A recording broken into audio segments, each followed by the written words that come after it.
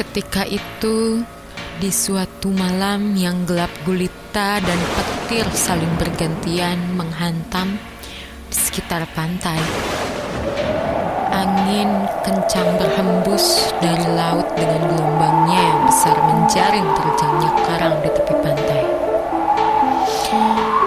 Beberapa kapal yang masih berlayar malam itu terjebak dalam bahaya, bertahan di atas genangan air yang ganas. Mereka ikut terserang badai dan beberapa dari mereka ada yang karam. Angin membuat pintu-pintu dan jendela bergerak-gerak dari rumah-rumah kecil di atas tebing yang melihat langsung ke bawah laut.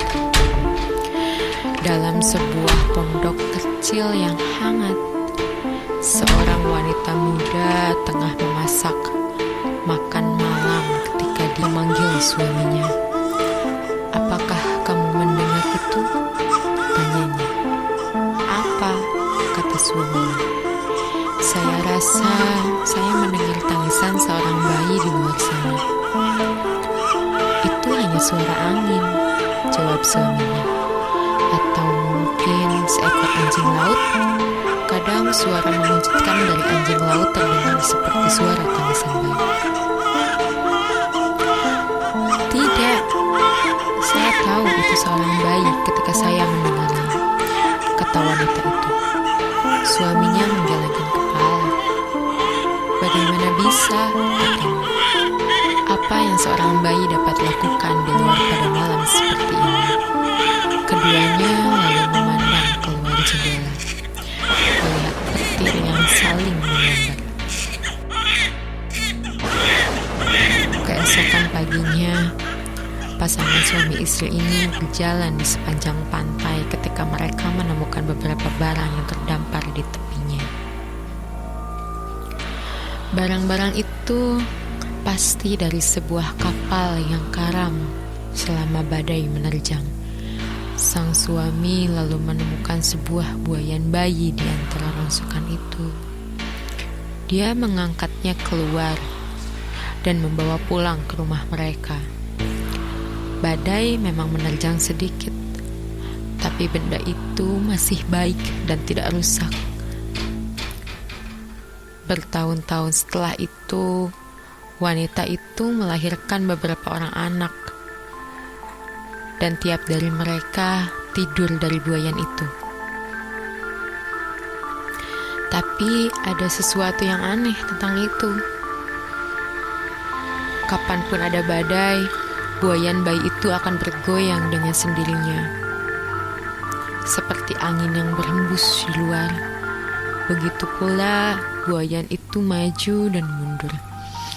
Seperti ada seorang yang sedang duduk di sampingnya, menggoyang-goyangkan bayinya hingga terlelap.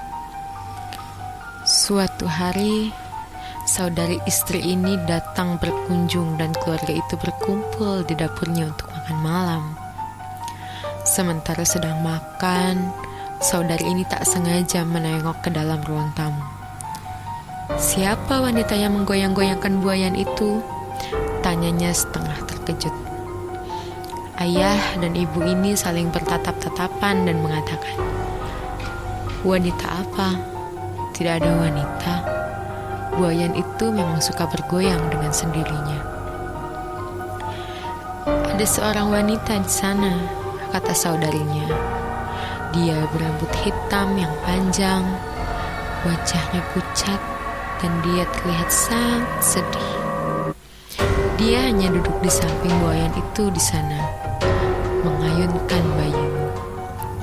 Terperanjat, istrinya langsung bangkit dan mejanya.